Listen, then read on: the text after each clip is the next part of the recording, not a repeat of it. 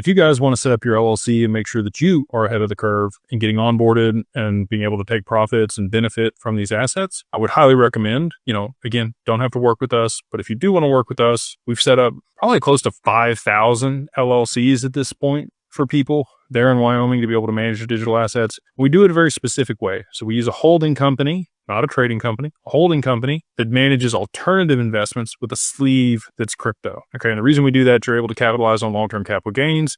We do as a single member LLC, unless you're in one of the 15 states that has a qualified joint venture where you and your spouse can contribute to a company without any tax implications.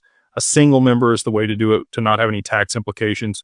Multi-members will trigger tax implications if you have appreciation on the asset. Doing it in Wyoming, like I mentioned before, you get creditor protection. You have the anonymity there because the attorney's information is what's listed on the document publicly. You also get, charging order protection there in Wyoming, very similar to Nevada. Nevada and South Dakota are also great jurisdictions to file companies in to be able to protect assets, provide anonymity, have cheap cost of operating. Wyoming's best for digital assets because of the progressive regulations there in that state. So again, if you want to work with us, we would love to work with you and get you set up. So you just go over to digitalfamilyoffice.io and use the code 50OFF, 50OFFDAG LLC. Get you everything end to end for your LLC, including maintaining your corporate veil and the creditor protection that's paramount. Also, I will say this, if you want to set up a living trust to be able to have a pour-in will so that those assets won't go through probate, we'll do that for you also in whatever state you reside in. We can structure that with our paralegal group that we work with named Laughlin, which will, again, be the one that does the corporate veil service and a lot of the other things that we're working with people on. And that's another $500, I think, for the living trust, which is super cheap. If you go work with an attorney in your state, they're going to charge you somewhere between $1,000 and $3,000 just for that living trust.